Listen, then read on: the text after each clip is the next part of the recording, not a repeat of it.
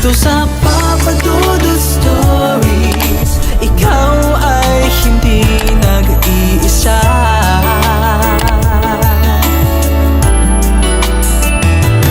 Dito sa Papa Dudut Stories, may nagmamahal sa'yo.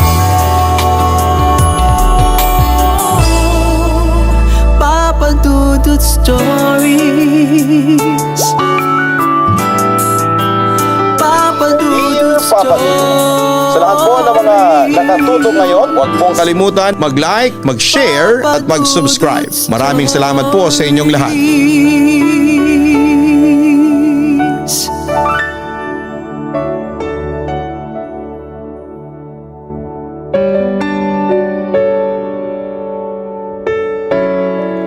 Naniniwala ka ba sa astral projection? Ito ay isang kakayahan ng isang mortal na kontrolin ang sarili niya sa kanyang panaginip at nagagawa rin nilang makadalaw sa panaginip ng ibang tao. Hindi pangkaraniwan ang kakayahang yon ng isang tao dahil alam naman nating lahat na kahit tayo ay walang kapangyarihan na kontrolin ang sarili nating panaginip. Pero paano kung magawa ng isang nilalang na hindi mo kilala na makapasok sa panaginip mo sa pamamagitan ng astral projection? Hahayaan mo ba siyang kontrolin din ang panaginip mo? Dear Papa Dudut, palagi kong iniisip noon kung paano ko kaya makikilala ang lalaki na para sa akin. Madalas kasi akong naiinggit sa mga katrabaho ko na may kanya-kanya ng love life. Samantalang ako ay heto bokya pa rin. Tawagin niyo na labang po ako sa pangalang Lynn. 30 anyos na ako, subalit kahit na isang nakarelasyon ay wala ako. In short, ay no boyfriend since birth. Pangalawa ako sa 3 magkakapatid. Nakatapos na kaming lahat sa kolehiyo, kaya wala nang gaanong inaalalang mga magulang namin sa amin. Pagkatapos ko ng college ay swerte namang nakahanap kagad ako ng trabaho. Isa po pala akong accountant sa isang bangko sa Makati. Avid listener niyo rin po pala ako at kapag may oras ay nakatune in ako sa radyo o kaya naman ay dito sa inyong YouTube channel. Romance po pala ang madalas kong pakinggan dahil gustong gusto ko po ang mga nakakakilig ninyong kwento. Minsan nga po ay nai-imagine ko na ako ang bidang babae sa romance story ninyo. Pero sa totoo lang, kahit na isang lalaki walang nagtatangkang manligaw sa akin. Papa Dudut, sumulat ako sa inyo dahil gusto kong ikwento ang mga na-experience ko nitong nakaraang taon lamang. Unfortunately, hindi siya isang romantic story kundi isang kakaibang kwento para sa akin. Masasabi kong weird para sa isang katulad ko ang naranasan ko. Noon ko lang kasi narinig ang term na astral projection. Hindi ko alam kung yun ba talaga ang tawag doon, pero ang sabi sa akin ng mga kaibigan ko iyon daw ay isang kakayahan ng tao na maglakbay sa panaginip niya at kontrolin ang mga nangyayari doon. Kaya din daw nilang makapasok sa panaginip ng iba kung gugustuhin nila. Nung una ay hindi ako naniniwala sa mga sinasabi ng mga kaibigan ko sa akin. Dahil sobra kasing imposible na magkaroon tayo ng malay sa loob mismo ng ating panaginip. Pero dahil nga sa mga nangyari sa akin noon ay unti-unti kong na-realize na totoo nga na may ganong klase ng tao na kayang kontrolin ang sariling panaginip at panaginip ng iba. Dahil nga doon ay nakilala ko si Lance, ang lalaking madalas dumalaw sa panaginip ko. Ang weird naman talaga, hindi ba? Sa dinami-dami ng lugar kung saan ko pwedeng makilala ang lalaking magpapatibok ng puso ko, ay doon pa talaga sa panaginip ko. Kahit nga ako hindi makapaniwala na mangyayari ang bagay na yun sa akin. Wala rin naman akong pakialam kung hindi rin maniniwala sa akin ang ibang nakikinig, pero para sa akin ay totoo ang nangyari na bagay na ito. Gabi na ako madalas umuwi. Madalas din kasi kami nag-overtime ng mga kasama ko sa trabaho at ako na lamang ang naiiwang mag-isa. Paano kasi palagi silang sinusundo ng mga asawa at boyfriend nila? 5 kaming babae na magkakasama sa opisina at ako na lamang ang single. Minsan ko na lang din silang makasama pagkatapos ng trabaho dahil mas gusto nilang kasama ang kanilang mga jowa. Minsan nga ay ako nang nag-i-insist na libre ko ng pagkain namin para lamang may makasama ako sa pagkain pauwi. Pero lagi ako nauunahan ng litanya nila na may date daw sila ng kani-kanilang partner. Kaya no choice ako kundi ang kumain ng mag-isa, Papa Dudut. Noong gabi nga magyaya ako sa isang restaurant na matagal ko nang gustong kainan ay hindi na ako tumuloy. Kasi alam kong hindi ako mag-i-enjoy. Kaya umuwi na lamang ako sa apartment ko at nilantakan ko ang mga na-take out kong mga pagkain. Wala na rin kasi akong time magluto kaya bumili na lamang ako ng pagkain sa labas. Sa trabaho ko ay wala na akong time para maghanda pa ng mga bagay na kailangan ko. Dahil nga feeling ko ay isa akong strong and independent woman. Nagdesisyon akong bumukod sa mga magulang ko. Pero hindi ko naman inakalang minsan ay nakakalungkot din pala ang mag-isa. Minsan nga ay napapaisip ako. Pumunta na lang kaya ako sa isang bar at magpakalasing-lasing tapos ay manghalik ng mga lalaking hindi ko kakilala. Pero hindi naman ako ganong klase ng babae kaya hindi ko na lamang gagawin. Matapos ko ngang kainin ang mga pagkain na take out ko ay nag-shower na ako. Nasanay kasi ako na naliligo bago matulog. Sobrang vain ko nga raw, sabi ng mga katrabaho ko. Pero ganon kasi talaga ako. Ayaw kong matulog na hindi presko ang katawan ko. Matapos ko ngang maligo at magpatuyo ng buhok ay kaagad na akong humiga at nag-scroll sa phone ko. Wala naman akong nakitang bago maliban sa mga sweet photos ng mga katrabaho ko kasama ang kanilang mga partners. At dahil supportive friend ako ay panay na lamang ang heart react ko sa mga photos nila. Kahit ang totoo ay inggit na inggit ako. Ayaw ko rin namang masasabihan akong bitter kaya sinusuportahan ko na lamang sila. Habang nag-scroll nga ako sa aking social media, ay hindi ko na malaya na nakatulog na pala ako. Namalayan ko na lamang ang sarili kong nakahiga sa isang damuhan. Napabalikwas naman ako ng bangon at napatanong sa nangyari. Paano ko napunta sa lugar na yon wala akong ideya kung sino ang nagdala sa akin doon dahil sa pagkakaalala ko ay nakahiga lamang ako sa kama ko. Narinig ko na nga lang ang isang tinig sa may tabi ko. Ang ganda ng mga bituin, ang sabi ng lalaki na nakatayo sa kanang bahagi ko at nakatingala sa langit. Ang amo ng mukha niya ng mga oras na yon at para bang hindi man lang nagulat sa akin. Nang tinanong ko naman kung sino siya ay nagpakilala siyang si Lance. Papa Dudut, hindi ko alam kung paano nangyari sa isang iglap ay naroon na ako sa lugar na yon. Nagulat na nga lang din po ako nang biglang sumulpot sa tabi ko ang lalaking nagpakilalang si Lance. Tinanong ko naman siya kung paano ako nakapunta sa lugar na yon pero ang sabi lang niya ay tingnan ko na lang daw ang mga bituin sa kalangitan. Hindi ko alam kung paano niya ako nakumbinsing gawin ang bagay na yon dahil wala naman akong balak na mag-stargazing.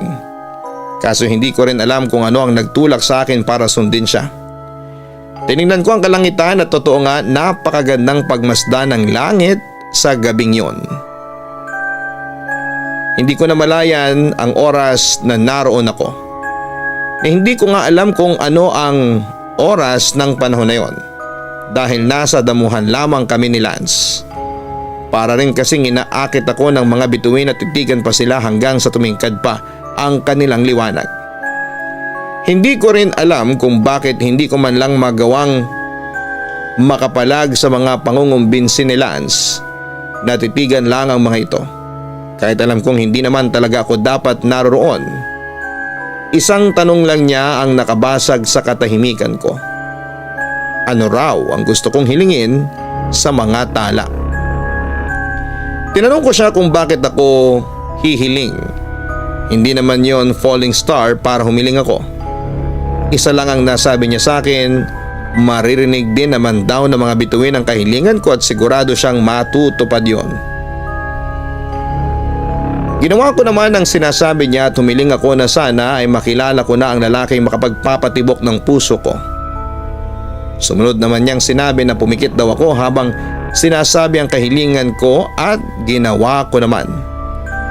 Pero nang imulat ko ang aking mga mata ay naroon na ulit ako sa sarili kong kama. Panaginip lang pala ang lahat. Pero parang totoong nangyari. Parang totoong tao si Lance at hindi kung sinong lalaki lamang sa panaginip ko. Kaso nga lang ay hindi. Nakaramdam ako ng pagkadismaya pero pagkaraan ay binaliwala ko na lang din yon. Eksakto namang pagmulat ko ay nag-alarm ang phone ko. Oras na naman para sa panibagong araw na kailangan kong harapin. Kagad akong tumayo at kumain bago naligo. Medyo malayo kasi ang sakayan kaya kailangan kong magmadali. Hindi pa nga ako nakakapagsuklay ng buhok ay lumabas na ako ng apartment. Pero sa paglabas ko ay may lalaking bigla na lang ding lumabas ng kanyang apartment at saglit akong tinitigan. Pamilyar ang mga mata niya pero dahil nga sa wala na akong oras para isipin yon ay binaliwala ko na lamang at kumaripas ng takbo patungo sa terminal. Kung bakit ba naman kasi biglang nawalan ng tubig ng mga oras na yon habang naliligo ako. Mabuti na lang at nakapag-ipon ako sa drum. Kaya yun na lamang ang ginamit ko. Kaya kahit wala pang ayos ang mukha ko at hindi ko pa nasusuklay ang buhok ko, ay lumabas na ako ng apartment. Sa jeep na lang ako nag-ayos ng sarili ko ng mga oras na yon. Pagdating ko nga sa opisina ay hindi ko napansin na sobrang kapal pala ng lipstick ko. Kung hindi lang ako sinabihan ng isa sa mga kasamahan ko ay hindi ko pa yon mababawasan. Isang normal na araw na naman ang dumaan sa akin, Papa Dudut. Nasanay na rin ako sa ganong routine ng buhay ko. Papasok sa trabaho, uuwing mag-isa sa apartment, matutulog and then the cycle goes on. Pero ibang nangyari ng gabing yon. Bigla na lang kasing nagyaya yung isa sa mga kasamahan ko sa trabaho na kumain sa labas. Birthday niya raw kasi at gusto niya raw na i-celebrate ang araw na yon na kasama kami. At dahil nga special day niya, wala kaming choice kundi ang sumama. Kanya-kanya namang paalam sa kanilang mga partner ang mga kasama ko habang ako ay todo paganda lang dahil ilang minuto na lang ay mag-out na kami. Naalala nilang may gusto akong puntahan na restaurant noon kaya tinanong nila ako kung saan ang tinutukoy kong kainan. Kaya naman para hindi na masayang ang oras namin sa restaurant na yon kami nagpunta kaysa maghanap pa ng iba. Biniro na nga lang nila ako ng pagbabanta na isusumpa daw nila ako na hindi ako magkaka-boyfriend kapag hindi masarap ang pagkain sa restaurant na naisuggest ko. Pero alam ko naman na magugustuhan nila ang pagkain doon kaya sure ako na mapapawalang bisa ang sumpa nila.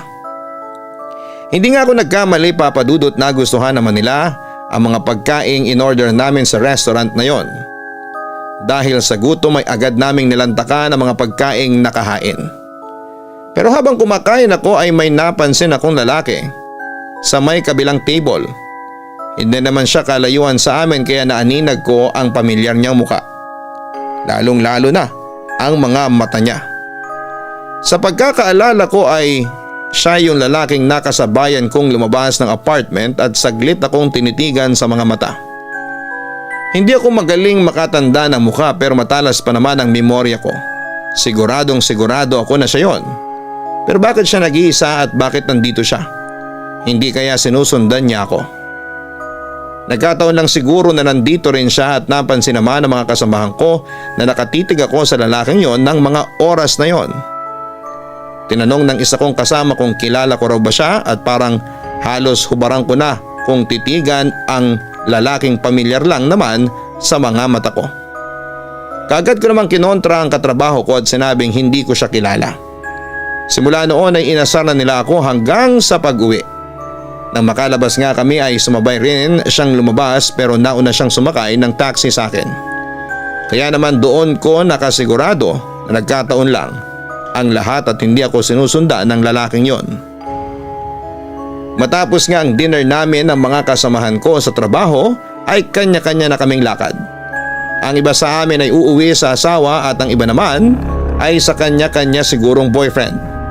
Pero ako mas gusto kong matulog at umuwi na lang. O kaya naman ay panoorin ang paborito kong series hanggang sa makatulog. Hanggang sa pag-uwi ko ay nakita ko pa rin ang lalaking yon sa restaurant. Eksakto kasing binubuksan niya ang kanyang unit ng mga oras na yon nang mapadaan ako. Magkapit-bahay lang pala kami at nakita ko namang nahihirapan siyang buksan ang unit niya. Kaya hindi na ako nakatiis. Tinanong ko siya kung pwede ba akong makatulong. Sinabi naman niya na hindi niya raw alam gamitin ang keycard niya. Keycard kasi ang gamit namin sa pinto ng apartment namin para mas safe. First time lang pala niyang gumamit ng keycard kaya naman pala niya hindi mabuksan kagad yon. Baliktad kasi ang pag-scan niya kaya hindi niya mabuksan. Nagpasalamat naman siya sa akin at inalok ako kung gusto ko raw ba munang pumasok sa loob ng unit niya pero tumanggi ako. Pagod na rin kasi ako at inaantok na kaya wala na akong panahon na makipagkwentuhan pa sa kanya. Nang makapasok nga ako ay hindi ko na nagawa pang makapagbihis dahil nang ibagsak ko ang katawan ko sa kama ay kusa nang pumikit ang aking mga mata. Nagising na nga lang ako na nakahiga ako sa isang bench. Hindi ko na rin ulit alam kung paano ako nakapunta roon. Nang tumayo naman ako ay bubungad sa harapan ko ang restaurant na kinainan namin kanina ng mga katrabaho ko. Nagtaka ako at napatanong kung paano ako nakapunta sa lugar na yon. Pero isang pamilyar na boses ulit ang kumuha ng atensyon ko. Malapit na raw matupad ang hiling ko, ang sabi ni Lance. Hindi ko maunawaan kung anong ibig niyang sabihin. Sa pagkakaalala ko ay ang hiniling ko lang naman noong huli kaming magkita ay makilala ko ang lalaking magpapatibok ng puso ko. Sabi lang niya ay nasa tabi ko na raw ang kahilingan ko pero hindi ko raw yon pinapansin. Lalong gumulo ang isipan ko sa mga sinabi niya. Hindi ko na lang ngayon pinansin at tumayo na nga lang ako sa kinakaupuan ko. Pero sa pagtayo ko ay hindi ko lubos maisip kung bakit bigla na lamang ako nawala ng balanse at pakiramdam ko ay nahuhulog ako. Tama, nahuhulog nga ako sa isang kawalan. Napapikit na nga lang ako hanggang sa makarinig ako ng mga sunod-sunod na tunog ng doorbell. Bigla ko naalala ang tunog ng doorbell ng apartment ko. Nang imulat ko naman ang mga mata ko ay magkakasunod na katok at doorbell ang naririnig ko sa labas ng apartment ko. Isang panaginip na naman pala ang nangyari. Mamukat-mukat kong binuksan ang pinto para malaman kung sino ang kumakatok. Nang buksan ko naman yon ay ang kapitbahay ko lang pala. Kitang-kita ko sa mga mata niya ang pag-aalala ng mga oras na buksan ko na ang pinto ng apartment ko para sa kanya. Tinanong niya kung okay lang ako dahil narinig niyang sumisigaw ako. Hindi nga pala soundproof itong pader ng apartment namin kaya rinig na rinig kapag may sumisigaw sa kabilang kwarto. Kaya siguro ganoon na lamang ang pag-aalala ng kapitbahay kong lalaki. Sinabi ko na okay lang naman ako at wala siyang dapat na ipag-alala. Pero hindi raw siya naniniwala na okay lamang ako kaya tinanong niya kung pwede siyang magstay sa apartment ko hanggang sa makatulog ako. Nagduda ako nung una pero nawala din yon nang sabihin niyang wala naman siyang balak na masama sa akin. Pumayag na rin ako at pinapasok siya sa apartment ko. Nagpakilala naman siya sa akin, Leo daw ang pangalan niya. Nagpakilala na rin ako sa kanya para naman hindi miss lang ang itawag niya sa akin. Ayaw ko sana siyang entertain pero dahil nandun na rin naman siya ay inalok ko siya ng inumin. Kape na lang daw para magising siya at mabantayan ako. Papadudot, hindi ko alam kung anong mararamdaman ko sa mga simpleng banat niya. Kakikilala pa lang namin pero panay ang pagpapasaring niya ng kung ano-ano sa akin. Akala yata niya ay makukuha niya ako sa ganon. Hopeless romantic lamang ako pero hindi ako easy to get na babae. Tinanong ko naman siya kung ano ba talagang pakay niya kaya siya nagpunta sa apartment ko. Ang sabi lang niya ay gusto niya lang magpasalamat sa tulong na ginawa ko sa kanya nung hindi niya mabuksan ang kanyang apartment. Kaya naman dinalhan niya ako ng sisig na niluto niya kaninang umaga pero nasa pinto pa lang siya ng apartment ko ay narinig na niya ang malakas na pagsigaw ko. Sisirain nga sana niya ang lock ng pinto ng apartment ko pero sadyang napakatibay noon. Kaya wala siyang nagawa kundi ang kumatok na lamang at mag-doorbell hanggang sa buksan ko ang pinto. Dala pa niya ang canister na may lamang sisig ng mga oras na yon. Napaisip ako kung paano namin pagsasaluhan yon. Bigla akong nagka-ideya na masarap yung pulutan sa beer. Kaya naman kumuha ako ng 2 beer sa fridge at binuksan yon. Tinanong naman niya kung ayos lang na mag-inuman kami. Umuwi ako dahil sinabi naman niya na wala naman siyang balak na masama sa akin. Saka mataas ang alcohol tolerance ko. Kaya sigurado akong hindi ako malalasing sa isang bote lang ng beer. Habang tumatagal ang aming pagkwekwentuhan ay unti-unti kong nadidiskubre ang pagkatao ni Leo. Musikero pala siya sa isang bar at ngayon ay naninirahan dito sa Maynila. Naglayas daw siya sa kanila dahil kontra ang kanyang ama sa pangarap niyang maging isang singer. Hindi ko rin alam kung bakit pero habang tumatagal nakausap ko siya ay mas lalo siyang gumagwapo sa paningin ko. Doon ko lang napansin ang mapupula niyang labi at matangos niyang ilong. Pamilyar din ang mapupungay niyang mga mata na parabang nakita ko na. Hindi ko lang matandaan kung saan. Nakaramdam din ako papadudot ng init ng katawan nang bahagyang alisin ni Leo ang 2 botones ng kanyang suot na polo. Iba rin kasi ang sex appeal niya ng mga oras na yon dahil nakita ko ang malapad niyang dibdib. Habang nagsasalita siya ay hindi ko na napigilan ang aking sarili. Hinalikan ko siya at nagulat naman siya. Nung una pero sa huli ay gumanti rin siya ng halik sa akin hanggang sa mangyari na nga ang hindi inaasahan sa amin. Nagising na lamang ako papadudot sa liwanag ng araw mula sa bintana ng apartment ko. Katabi si Leo at parehas kaming walang saplot sa katawan na magkayakap. Yun ang unang pagkakataon na nakipagtalig ako. Sa makatuwid ay si Leo ang unang lalaking nakakuha ng iniingatan kong pagkababae. Hindi ko alam kung pagsisisihan ko ba ang nagawa ko at dapat akong matuwa dahil sa wakas may lalaki naglakas ng loob na pumasok sa buhay ko. Pero alam kong hanggang doon lang yon at sigurado akong pagkagising ni Leo ay baliwala lang sa kanyang mga nangyari.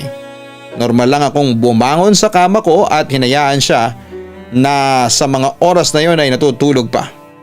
Pupunta na sana ako sa banyo at pagkatapos ay sa kusina para magluto ng agahan pero bigla niya akong hinila palapit sa kanya dahilan para mapahiga ulit ako. Mamaya na raw kami bumangon dahil maaga pa. Sinaway ko naman siya at sinabing kailangan ko nang bumangon dahil nagugutom na ako. Isa pa'y kailangan na niyang bumalik sa apartment niya dahil baka kung ano pa ang isipin ng ibang tenants na naroon. Sa totoo lang ay ayaw kong i-entertain ang feeling na ganito. Yun bang may maglalambing sa akin kapag gigisingin? Kung sa ibang babae ay nakakakilig ang ganong pambibilog ng mga lalaki, ibahin nila ako. Kahit gusto kong magka-boyfriend ay hindi nila ako madadaan sa matatamis nilang salita. Sinabi ko naman kay Leo na kalimutan na lamang ang mga nangyari sa amin nung gabing yon. I also told him that what happened to us will be the first and last thing to happen between us. Hindi ko pa siya gaanong kakilala kaya hindi ko dapat minamadali ang lahat. Pero ibang naging tugon niya sa mga sinabi ko. What happened to us that night was something special for him. Kaya sana raw ay hayaan ko siyang bigyan ng pagkakataon na makilala pa siya. Diretsahan ko pa siyang tinanong kung gusto niya ako at tahasan naman niyang sinabi na oo. Gusto raw niya ako at matagal na niya akong nakikita sa apartment na yon pero hindi lang siya makatsyempo na kausapin ako. Kaya noong nakalipat siya sa unit kung saan ako nakatira, ay doon na siya naglakas ng loob na lapitan ako papadudot. Isa pala siya sa mga kliyente namin sa bangko kung saan ako nagtatrabaho. Nung una raw niya akong makita ay talagang nabighani na siya sa akin. Hindi ko alam kung maniniwala ako sa kanya dahil kung talagang totoo ang sinasabi niyang ng mga oras na yun ay matagal na sana siyang nagpakilala. Sinabi naman niya na kaya hindi siya nagkalakas ng loob na lapitan ako ay dahil baka may boyfriend ako. Pero nang nalaman niyang wala akong karelasyon kahit na isang lalaki ay doon pa lang siya naghanap ng pagkakataon na mapalapit sa akin. Kaya hiniling niya na pagbigyan ko siya sa gusto niyang mangyari. Pumayag ako na ligawan niya ako. Papadudot, 2 taon ang agwat ng tanda ko kay Leo. Hindi naman sa hindi ko type ang mas bata sa akin, pero pakiramdam ko ay nakakailang yon sa parte ko bilang babae. Pero sabi nga nila, age doesn't matter. Kung talagang mahal niya ako ay patunayan niya. Hindi lang sa salita kundi pati na rin sa gawa. Hindi naman siya nagpasindak sa mga pagtataray at pagsusungit ko sa kanya. Lunes ng gabi noon nang sunduin niya ako gamit ang kanyang big bike. Nagulat na nga lang ako at ang mga kasamahan ko sa trabaho nang biglang may motor na tumigil sa harapan naming 5. Saka ko lamang siya nakilala noong hubarin na niya ang kanyang helmet. Panay naman ang tukso ng mga katrabaho ko sa akin nang makita siya. Sa wakas daw ay may sumusundo na sa akin. Pero dahil nanliligaw pa lamang siya noon ay hindi ko ipinakita sa kanya na na-appreciate ko ang ginagawa niya. Gabi-gabi na niya akong sinusundo at walang palya din ang pagme-message niya sa akin. Hindi ko alam ang feeling na may taong nagkikare sa akin. Kaya bago pa lang sa akin ang ganong treatment ni Leo. Tinanong ko naman sa mga kasama ko kung hindi ba sila nawiwirduhan sa mga taong katulad ni Leo na nag-a-update sa akin ng mga ginagawa niya at tinatanong ako kung anong ginagawa ko. Ang sabi lang nila ako raw ang weirdo dahil normal lang ang bagay na yon. Ganon din daw kasi ang mga partner nila sa kanila noong nanliligaw pa lamang ang mga ito. Wala naman akong balak na patagalin ang panliligaw ni Leo sa akin. Naghihintay lamang ako ng tamang pagkakataon para sagutin siya. Hindi na rin kasi ako buwabata kaya kailangan ko na rin ng makakasama sa buhay. Kaya lang ay naroon pa rin ang takot ko na baka kapag pumasok na ako sa relasyon ay baka masaktan ako ng sobra. Ayaw ko kasing mangyari sa akin ang nangyari sa bunso naming kapatid. Single mom kasi ito at ipinagpalit ng kanyang asawa sa ibang babae. Nung makita kong umiiyak ang kapatid ko sa harapan ko dahil sa pag-iiwan sa kanya ng ex-husband niya, ay natakot na rin ako para sa sarili ko. Para kasing kapag sa akin nangyari yon ay sigurado kong hindi ko kakayanin. Pero sa ipinakita ni Leo sa akin ay pinatunayan niyang karapat dapat ko siyang papasukin sa puso ko. Natatakot ako pero gusto kong sumugal sa unang pagkakataon.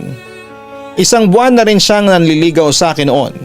Kaya noong gabing sunduin niya ako, niyaya ko siya sa isang park malapit lang sa apartment namin. Nagpalusot na lamang ako na may gusto akong kainan doon na maliit na food stall lamang. Pasimple ko pang tinanong sa kanya kung anong date na.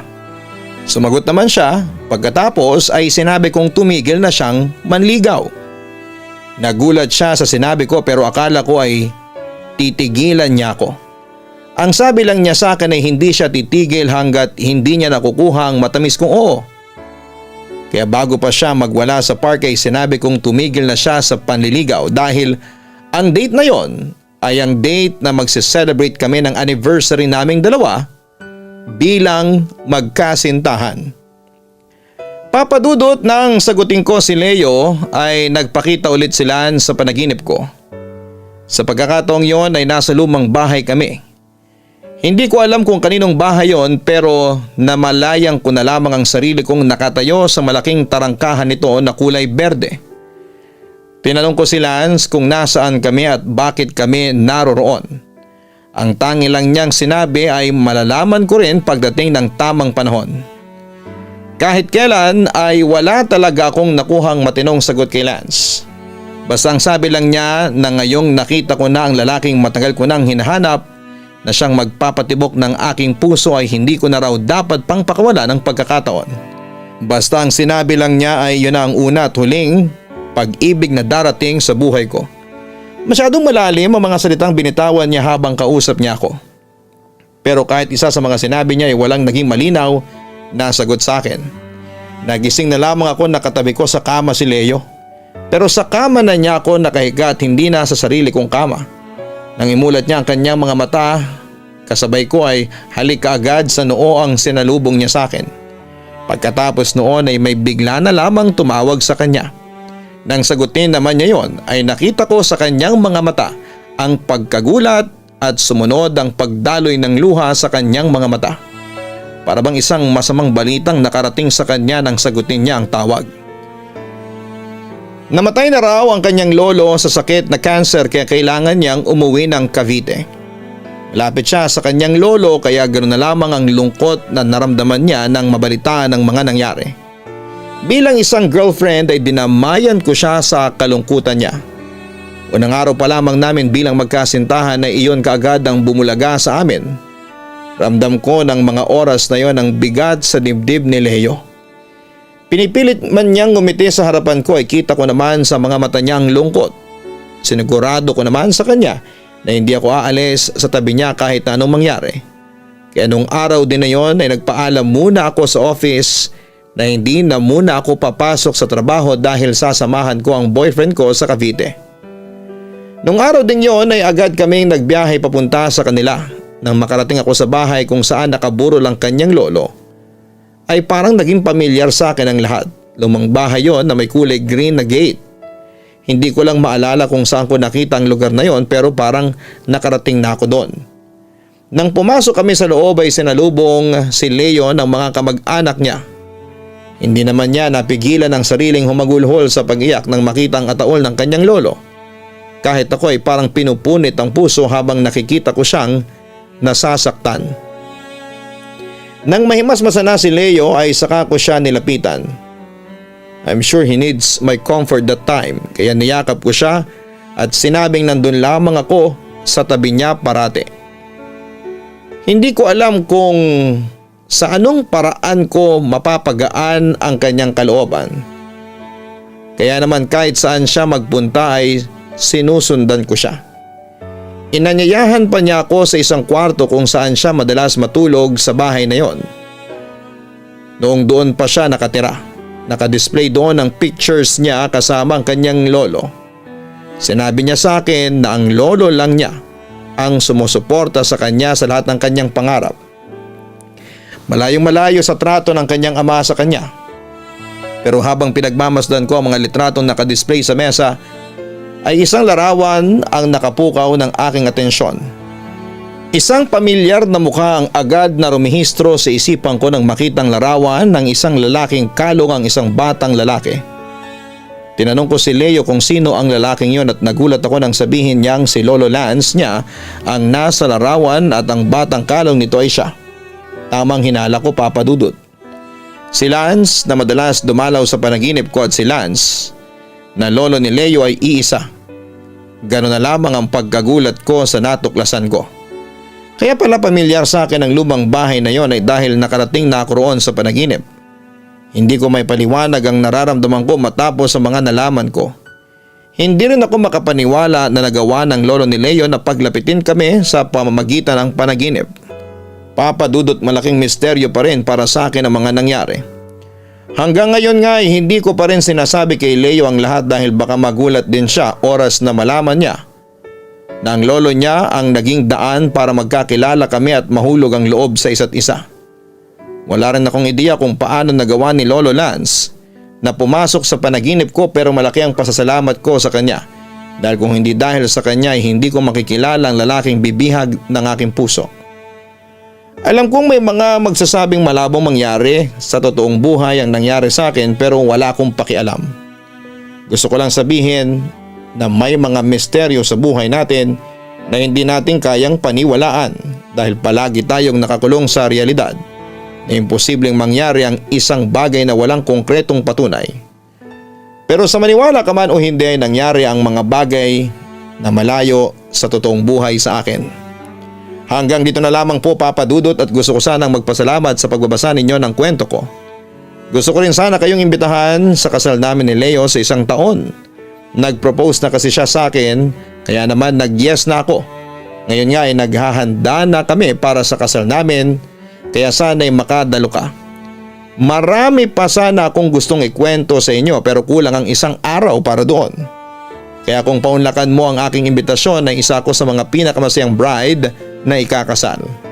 Lubos na gumagalang, Lynn.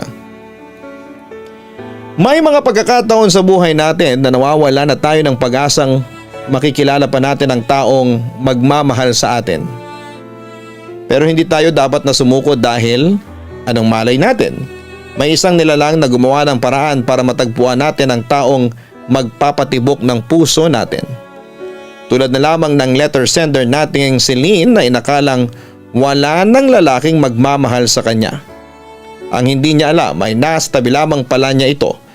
At ang mas nakakagulat ay kilala niya ang taong nagbigay daan para lalong mapalapit ang loob niya sa kanyang mapapangasawa at magiging katuwang sa buhay.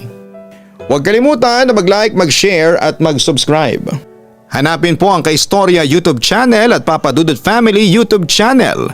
Maraming salamat po.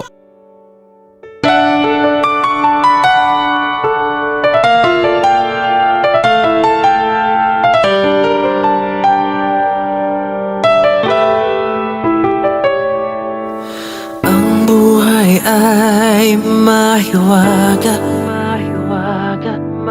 laging may lungkot at saya. Sa Papa Dudut Stories, laging may karamay ka.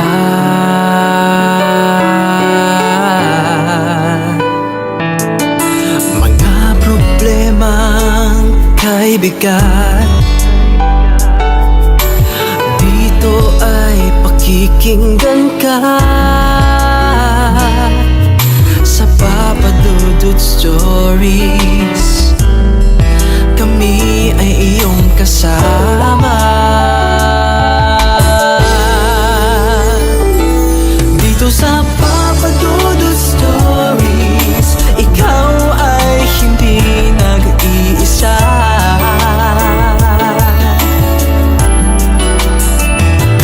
Dito sa Papa Dudut Stories, may nagmamahal sa'yo.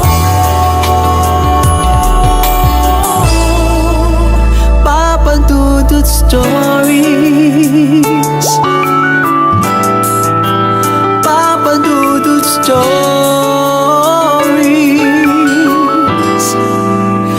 Papa Dudut Stories.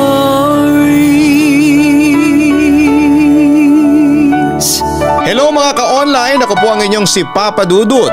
Huwag kalimutan na mag-like, mag-share at mag-subscribe. Pindutin ang notification bell para mas maraming video ang mapanood ninyo. Maraming salamat po sa inyong walang sawang pagtitiwala.